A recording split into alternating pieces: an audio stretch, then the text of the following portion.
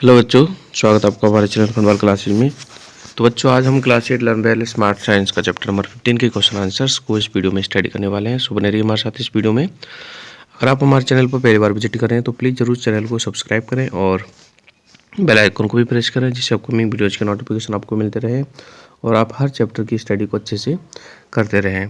तो चलिए, वीडियो को ज़रूर लाइक कीजिए और अपनी क्लासमेट्स के साथ में ज़रूर शेयर कीजिए। और बिना हम टाइम को गवाए तो इसको स्टार्ट करते हैं वीडियो को।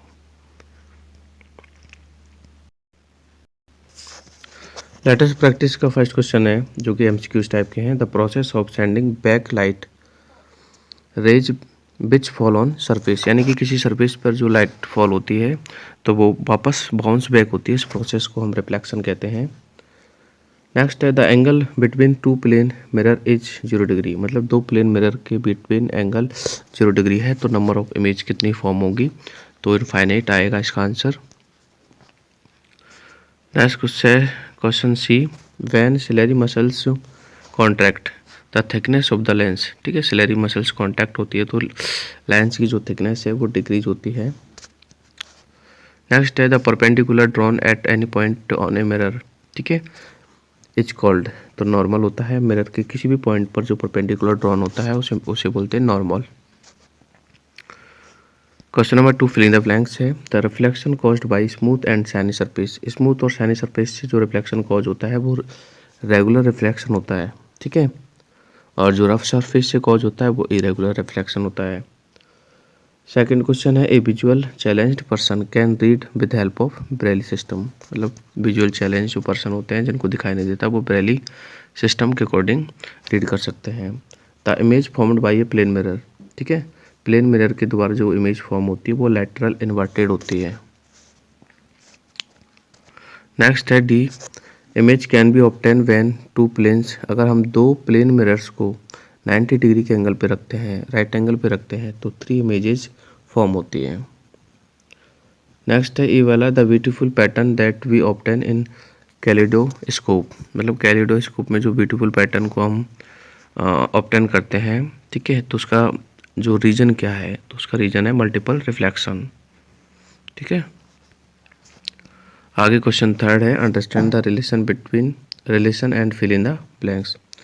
तो देखो, स्मूथ सरफेस से रेगुलर रिफ्लेक्शन होता है तो इरेगुलर रिफ्लेक्शन आपका रफ सरफेस से होता है। ठीक है, तो इसमें आएगा आपका रफ सरफेस। नेक्स्ट है, कॉर्निया जो होता है आइज का ट्रांसपेरेंट पार्ट होता है। ठीक है, ऐसे ही जो आइरिस जो होता है वो कलर्ड पार्ट होता है, COLOURED, कलर्ड पार्ट। नेक्स्ट है, देखो, प्यूपिल कांटेक्ट होती है जब ब्राइट लाइट होती है ना, तब प्यूपिल कांटेक्ट होती है। ठीक है, इसलिए प्यूपिल इनलार्ज कब होगी? जब डिम लाइट होगी।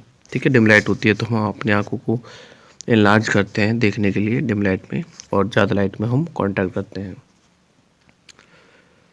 नेक्स्ट है कोन्स का काम है कलर को आइडेंटिफाई करना, और ऐसे रोड्स का काम है लाइट की इंटेंसिटी। नेक्स्ट है, नियर पॉइंट है 25 सेंटीमीटर। देखने का जो नियर पॉइंट है वो कम से कम 25 सेंटीमीटर है, जबकि फार पॉइंट इन्फिनिटी है।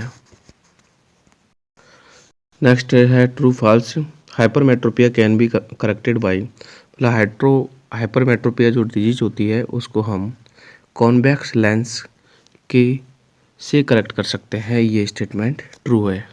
ठीक है, और जो माइपिया होता है उसको हम कॉनकेव का यूज करते हैं माइपिया में।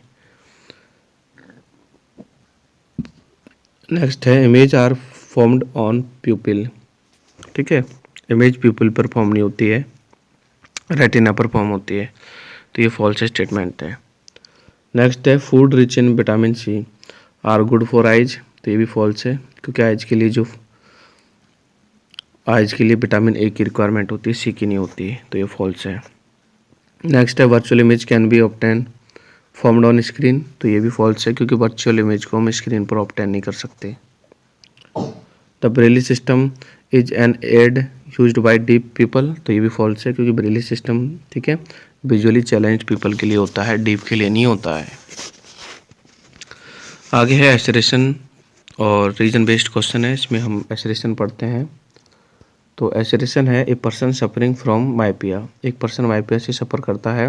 Can see things at distant clearly, मतलब क्या वो मतलब डिस्टेंट ऑब्जेक्ट को क्लियरली देख सकता है। तो ये फॉल्स है, बिकॉज माइपिया से सफ़र करने वाला जो पास के ऑब्जेक्ट हैं उनको क्लियरली देख सकता है, नियरली ऑब्जेक्ट को। ठीक है, तो ये स्टेटमेंट जो है रॉन्ग है और इसका रीज़न भी रॉन्ग है। रीज़न देखो, this defect can be corrected using spectacles having convex. ठीक है, ये कह रहा है कि माइपिया को कॉन्वेक्स से हम कॉन्वेक्स लेंस का यूज करके करेक्ट कर सकते हैं। तो ये भी गलत है, क्योंकि माइपिया अगर होगा तो उसको हम कॉनकेव का यूज करेंगे। आगे है केस बेस्ड क्वेश्चन, इसमें हमें इस पैराग्राफ को कंप्लीट स्टडी करना है। ठीक है, और नीचे क्वेश्चंस का आंसर देने हैं। तो मैंने ऑलरेडी पैराग्राफ को स्टडी कर रखा है, आप देखो क्वेश्चंस के आंसर। क्वेश्चन नंबर 1 है the famous speaker and author who was first deaf and blind, मतलब डीफ भी है और ब्लाइंड भी है। ठीक है, तो जिसके पास बैचलर डिग्री है आर्ट्स की, तो वो है हेलन केलर। ठीक है, नेक्स्ट है बी वाला a American singer who blind, American singer का नाम बताना है जो ब्लाइंड है और जिसे 22 ग्रैमी अवार्ड्स भी रिसीव्ड हुए हैं। तो वो है स्टीव वंडर। ठीक है, स्टीवी वंडर। नेक्स्ट है an Indian music composer who was blind. ठीक है, फ्रॉम बर्थ, मतलब इंडियन म्यूजिक कंपोजर का नाम बताना है जो बर्थ से ही ब्लाइंड है। तो वो है रविंद्र जैन। नेक्स्ट क्वेश्चन है वेरी शॉर्ट टाइप के, क्वेश्चन नंबर 7। पहला क्वेश्चन है what is the bouncing back of light from the surface of any object is called. ठीक है, बाउंसिंग बैक ऑफ लाइट को रिफ्लेक्शन ऑफ लाइट कहते हैं। नेक्स्ट है given example of non optical aid, तो non optical aid के example है lenses और मैग्नीफायर्स। ठीक है, नेक्स्ट क्वेश्चन है is the image formed by a plane mirror real और वर्चुअल, प्लेन मिरर के द्वारा जो इमेज फॉर्म होती है वो वर्चुअल होती है। नेक्स्ट है name the colour part of the eye, तो आइरिस होता है कलर्ड पार्ट, इसको हम पीछे भी स्टडी कर चुके हैं। नेक्स्ट ये वाला क्वेश्चन है name the I defect which can corrected bye bearing convex. ठीक है, कॉन्वेक्स लेंस बियर करके जिस आई डिफेक्ट को करेक्ट किया जाता है वो है हाइपरमेट्रोपिया। ठीक है, आगे देखते हैं शॉर्ट टाइप के क्वेश्चन आंसर, जिनमें फर्स्ट क्वेश्चन है state the 2 laws of reflection, reflection के 2 जो लॉज है उनको स्टेट करना है और उनको आंसर को डायग्राम के साथ बताना है। तो देखो इसका आंसर ये है एंगल, देखो पहला लॉ है एंगल ऑफ इंसिडेंट, यानी कि जो इंसिडेंट एंगल होता है और रिफ्लेक्शन जो एंगल होता है वो हमेशा इक्वल होते हैं, यानी कि angle I equal to angle R. ठीक है, this is the first law. Second law होता है कि जो इंसिडेंट रे, रिफ्लेक्टेड रे और नॉर्मल, ठीक है, ये तीनों जो होते हैं एक ही प्लेन पर होते हैं, मतलब ये तीनों सेम प्लेन पर होते हैं। ये सेकंड लॉ है। ठीक है, तो ये आंसर आप यहाँ से नोट कर लीजिए और इसमें जो डायग्राम बनेगा वो भी मैं आपको बता रहा हूँ। ठीक है, डायग्राम देखो इसका। ठीक है, तो ये इसका डायग्राम बनेगा क्वेश्चन 1 का डायग्राम। ठीक है, तो आप बना दीजिए। यहाँ पर देखो ये इंसिडेंट रे है और ये आपका नॉर्मल है, तो ये जो एंगल बनता है ये आई बनता है, और ये नॉर्मल है और ये आपका रिफ्लेक्टेड रे है, यहाँ पर एंगल जो बनता है आर बनता है। ये दोनों एंगल हमेशा इक्वल होते हैं, ये फर्स्ट लॉ है। ठीक है, और ये जो तीनों चीज़ें हैं कौन कौन सी, इंसिडेंट रे, रिफ्लेक्टेड रे और नॉर्मल, ये एक ही प्लेन पर होते हैं, ये सेकेंड लॉ है। ठीक है, अब देखते हैं क्वेश्चन 2। क्वेश्चन 2 है आपका what do you mean by the dispersion of light, dispersion of light से आपका क्या मतलब है। तो देखो ये सेकंड का आंसर है the phenomenon of splitting of white light, मतलब वाइट लाइट को स्प्लिट करने की जो फिनोमिनन होती है। ठीक है, वाइट लाइट को स्प्लिट किया जाता है इनटू 7 कलर्स में। ठीक है, इसको हम बोलते हैं डिस्पर्शन ऑफ लाइट, यानी कि जो आपका रेनबो बनता है, ठीक है, उसमें वाइट लाइट का डिस्पर्शन होता है, तभी जाके 7 कलर्स आपको दिखाई देते हैं। ठीक है, तो वाइट लाइट को हम ज़रूरी नहीं है कि रेनबो के ही हिसाब से देखें, हम उसको प्रिज्म से भी ठीक है स्प्लिट कर सकते हैं। नेक्स्ट आपका question see what is blind spot. ठीक है, ब्लाइंड स्पॉट क्या होता है, तो ये आइज में होता है। तो देखो ब्लाइंड, ये आपका सी का आंसर है। Blind spot is an area, blind spot एक एरिया होता है ऑन द रेटिना, मतलब रेटिना के पास, that does not have light sensitive receptors, मतलब जिसके पास लाइट को सेंस करने वाले रिसेप्टर्स नहीं होते हैं, ठीक है। As blind spot is present at the junction of optic nerve and the retina, यानी ब्लाइंड स्पॉट जो होता है रेटिना और ऑप्टिक नर्व्स के जंक्शन पर होता है, ठीक है। Where there are no rods और कोन्स, वहाँ पर ना तो रोड्स होती है ना कोन्स होती है। अब रोड्स और कोन्स क्या है, ये लाइट को सेंस करने वाले रिसेप्टर्स हैं, ठीक है। So vision is not possible, मतलब वहाँ पर विजन पॉसिबल नहीं होता है, ठीक है। तो ये क्वेश्चन का आंसर है, आप इसको पॉज करके राइट कर सकते हो।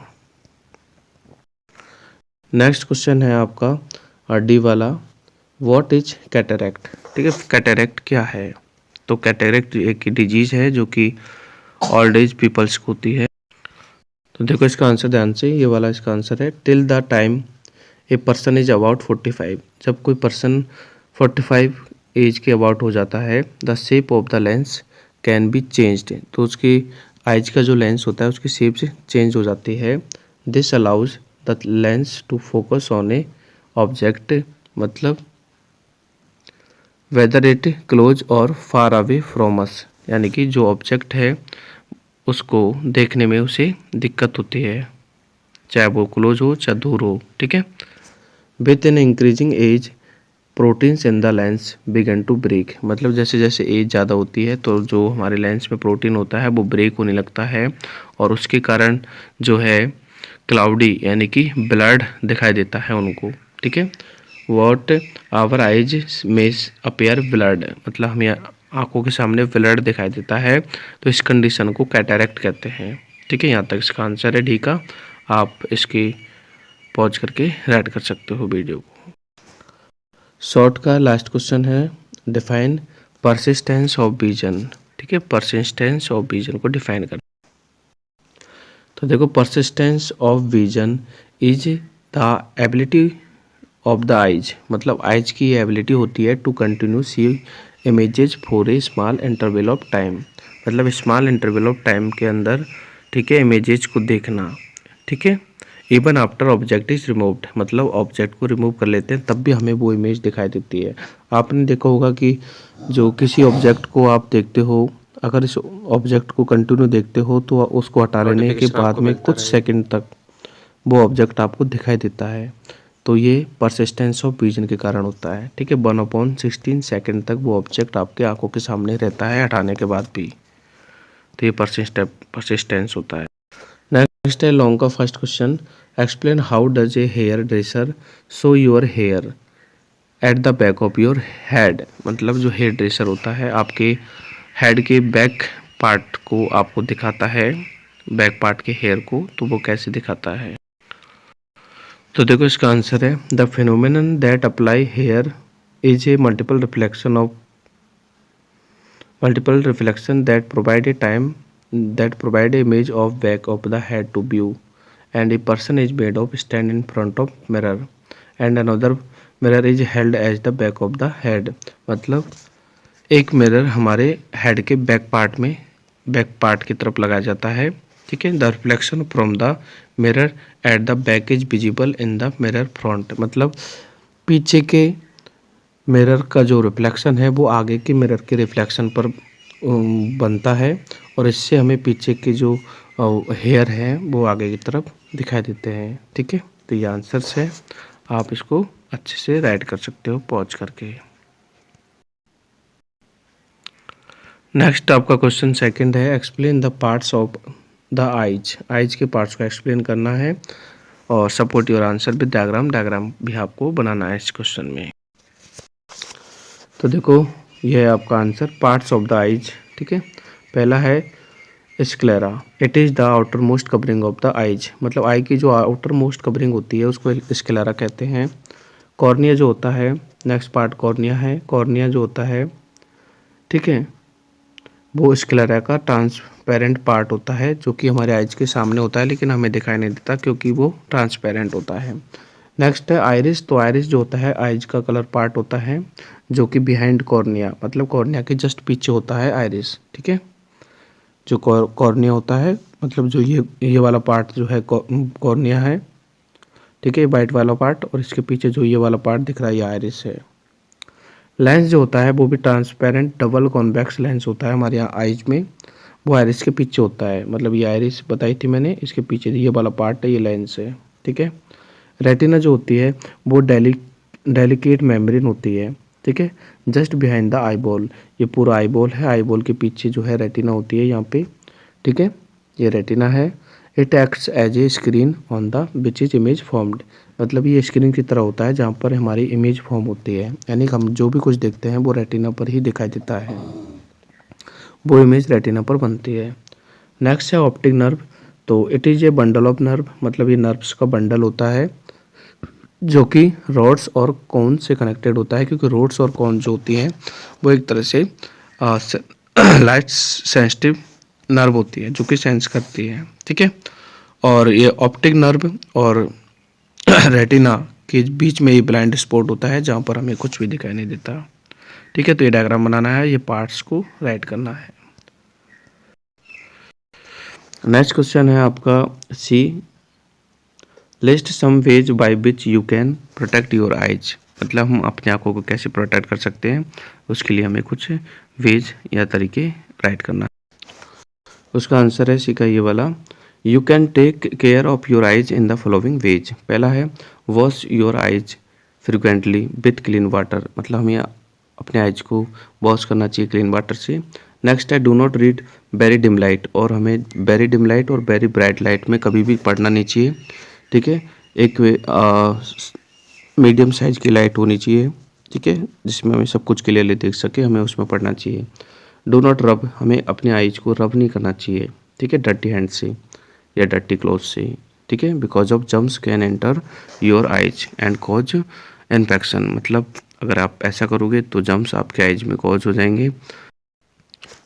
नेक्स्ट है do not read in moving vehicle, मतलब हमें चलते हुए कोई व्हीकल पर रीड नहीं करना चाहिए। नेक्स्ट है if you feel strain in your eyes, अगर हमें आंखों में स्ट्रेन फील होता है तो हमें डॉक्टर को विजिट करना चाहिए और चेकअप करवाना चाहिए, ठीक है। और हमें अपनी डाइट में विटामिन ए के सोर्सेज को इंक्लूड करना चाहिए, क्योंकि विटामिन ए जो होती है हमारे आइज के लिए बेटर होती है, ठीक है। तो ये कुछ पॉइंट्स है, ये आप राइट कर लीजिए। और नेक्स्ट क्वेश्चन आपका है डिस्टिंग्विश बिटवीन, यानी कि हमें इनमें डिफरेंस बताना है। तो पहला डिफरेंस जो है रेगुलर रिफ्लेक्शन और इरेगुलर रिफ्लेक्शन है, ठीक है। तो रेगुलर रिफ्लेक्शन देखो, the reflection caused by smooth surface, यानी कि स्मूथ सरफेस से जो रिफ्लेक्शन होता है वो आपका रेगुलर रिफ्लेक्शन होता है, और रफ सरफेस से जो रिफ्लेक्शन होता है वो आपका इरेगुलर रिफ्लेक्शन होता है, ठीक है। स्मूथ सरफेस में आप प्लेन मिरर को देख सकते हो, रफ सरफेस में आप कार्डबोर्ड को देख सकते हो कि कार्डबोर्ड से जो रिफ्लेक्शन होगा वो इरेगुलर होगा, और आपका स्मूथ सरफेस यानी प्लेन मिरर से जो रिफ्लेक्शन होगा वो रेगुलर होगा, ठीक है। रेगुलर रिफ्लेक्शन में जो रिफ्लेक्टेड बीम्स होती हैं वो पैरेलल होती है एक दूसरे के, जबकि इरेगुलर रिफ्लेक्शन में जो रिफ्लेक्टेड बीम होती है वो पैरेलल नहीं होती हैं, ठीक है। तो ये डिफरेंस राइट कर सकते हो। नेक्स्ट जो डिफरेंस हम देख रहे हैं वो देख रहे हैं रियल इमेज और वर्चुअल इमेज में।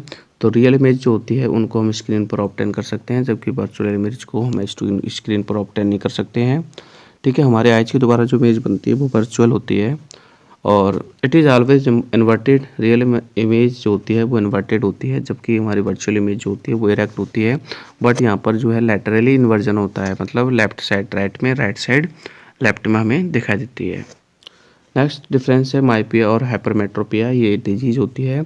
इसमें माइपिया में हम नियरली ऑब्जेक्ट को क्लियरली देख सकते हैं बट डिस्टेंट ऑब्जेक्ट को नहीं देख सकते, जबकि इसमें उल्टा होता है हाइपरमेट्रोपिया में, इसमें डिस्टेंट ऑब्जेक्ट को क्लियरली देख सकते हैं बट नियरली ऑब्जेक्ट को नहीं देख सकते हैं, ठीक है। और इसमें जो इमेज बनती है माइपिया में, ठीक है, फ्रंट ऑफ रेटिना, मतलब रेटिना के सामने बनती है, जबकि हाइपरमेट्रोपिया में जो इमेज बनती है वो रेटिना के पीछे बनती है, ठीक है। माइपिया को हम करेक्ट कर सकते हैं कॉनकेव लेंस का यूज करके, जबकि हाइपरमेट्रिया को करेक्ट कर सकते हैं कॉन्वेक्स लेंस का यूज करके। यानी कि जिस पर्सन को दूर के ऑब्जेक्ट सही दिखाई देते हैं बट पास के ऑब्जेक्ट दिखाई नहीं देते हैं तो उसको कॉन्वेक्स लेंस का जो है एक तरह से यूज करना चाहिए।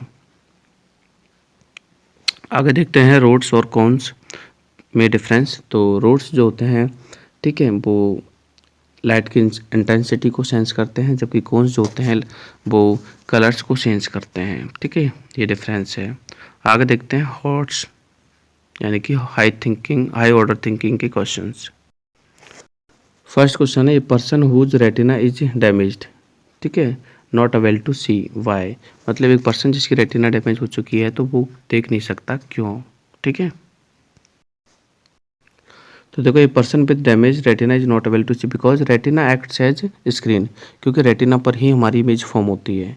अगर रेटिना ही नहीं होगी तो इमेज फॉर्म नहीं होगी, और इमेज फॉर्म नहीं होगी तो वो पर्सन देख नहीं सकता है। ठीक है, ये इसका आंसर है, यू कैन राइट।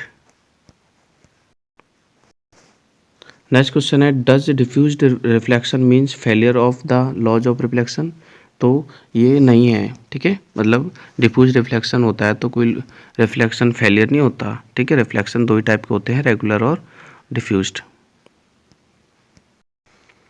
तो देखो इसका आंसर है no, because diffuse reflection reflected rays get scattered in different direction, मतलब जो डिफ्यूज्ड रिफ्लेक्शन होता है उस पर जो रिफ्लेक्टेड रेज होती हैं वो अलग अलग डायरेक्शन में जाती हैं। ठीक है, रेगुलर की तरफ पैरेलल नहीं जाती हैं।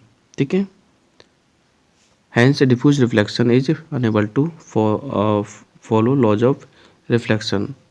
ठीक है, मतलब ये रिफ्लेक्शन को फॉलो करता है, लेकिन ये नहीं कि रिफ्लेक्शन फेलियर होता है। तो ये आंसर है, आप राइट कर सकते हो। नेक्स्ट देखते हैं क्वेश्चन थर्ड।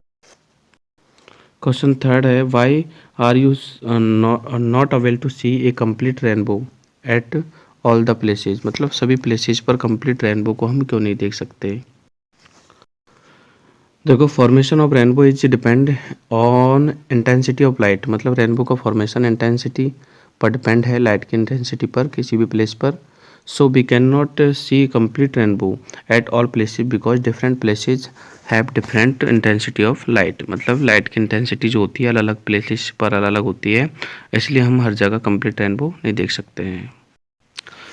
नेक्स्ट क्वेश्चन 4 है एक ऑब्जेक्ट है जो कि 10 सेंटीमीटर की डिस्टेंस पे है प्लेन मिरर से, मतलब प्लेन मिरर से उसको 10 सेंटीमीटर की डिस्टेंस पर रखा जाता है। अब उसकी जो डिस्टेंस है उसको 2 सेंटीमीटर कम कर दिया जाता है, मतलब कि पहले 10 सेंटीमीटर दूर था प्लेन मिरर से, अब उसको 2 सेंटीमीटर आगे खिसका दिया, मतलब अब 8 सेंटीमीटर दूर है। ठीक है, तो हमें बताना है कि जो इमेज फॉर्म होगी प्लेन मिरर के बिहाइंड में तो वो कितने सेंटीमीटर पे होगी। तो सिंपल सी बात है कि जितना ऑब्जेक्ट दूर होता है प्लेन मिरर से उतने ही दूरी पर इमेज बनती है। अभी हमारा ऑब्जेक्ट 8 सेंटीमीटर दूर है प्लेन मिरर से, तो जो इमेज बनेगी वो भी 8 सेंटीमीटर दूर ही बनेगी बिहाइंड द मिरर। ठीक है, तो इसका आंसर मैंने लिख दिया है कि distance of object in front of mirror equal to 10 centimetre. ठीक है, और जब हम इसको 2 सेंटीमीटर कम कर देंगे तो डिस्टेंस ऑफ ऑब्जेक्ट हो जाएगी 8 सेंटीमीटर। ठीक है, और ये लॉ है हमारा that we know image form of the plane mirror is same distance behind the mirror, इसलिए जो इमेज की डिस्टेंस होगी वो भी 8 सेंटीमीटर आपकी आ जाएगी। ठीक है, तो आप लिख सकते। नेक्स्ट क्वेश्चन आपका पहली while waving her hand very fast in front of eyes, मतलब वो अपने हाथों को हिला रही है आइज के सामने बहुत फास्ट तरीके से। Observe that her finger appear blurred, मतलब उसकी फिंगर ब्लर्ड अपियर हो रही है। What could be the reason. ठीक है, तो इसका रीजन क्या है, तो इसका रीजन है आपका मल्टीपल रिफ्लेक्शन ऑफ लाइट। ठीक है ना, तो यह वाला आंसर आप लिख सकते हो। The impression of image does not fade instantly, मतलब इमेज जो बनती है उसका इम्प्रेशन जो होता है वो तुरंत ही फेड नहीं होता है, वो हमारे रेटिना पर 1/16 पार्ट तक रहता है, मतलब 1 सेकंड का 16 पार्ट तक रहता है। If we move our hand fast then this they will appear to be moving a blur. ठीक है, तो this is happening to Boojho whose fingers, Boojho ने पहले आएगा यहाँ पे, whose fingers blur are result of the hits hands rapid movement, मतलब पहली जो है अपने हाथों को रैपिड मूवमेंट करा रही है, इसलिए जो है उसकी फिंगर्स उसको विजिबल दिखती है।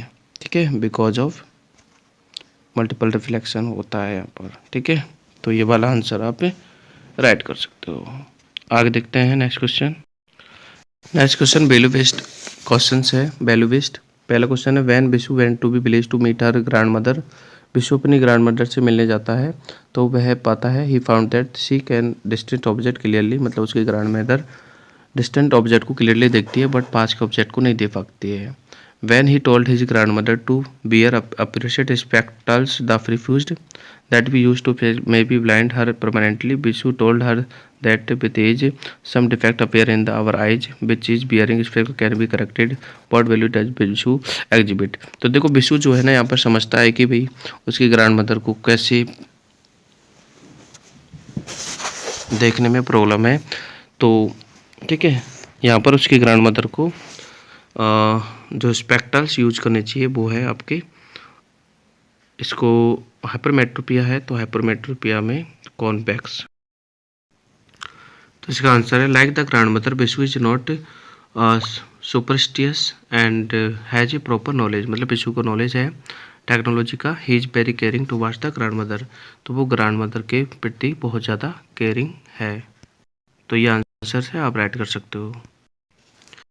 नेक्स्ट क्वेश्चन है Radha is visual challenge girl. Radha एक विजुअल चैलेंज गर्ल है who stay in Riddhi society, जो कि रिधि की सोसाइटी में स्टे कर रही है। Radha always sit on the bench in the park where our other childrens play in the evening.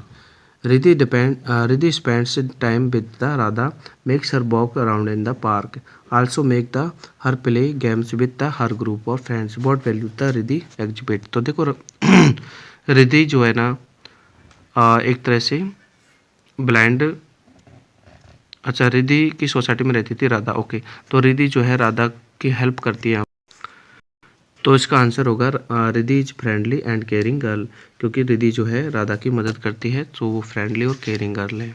ठीक है, तो बच्चों ये जो है क्वेश्चन आंसर आपके इस चैप्टर के कंप्लीट है। आई होप कि आपको वीडियो पसंद आया होगा, तो प्लीज़ चैनल को ज़रूर सब्सक्राइब करें और साथ ही साथ अपने क्लासमेट्स को ज़रूर शेयर करें।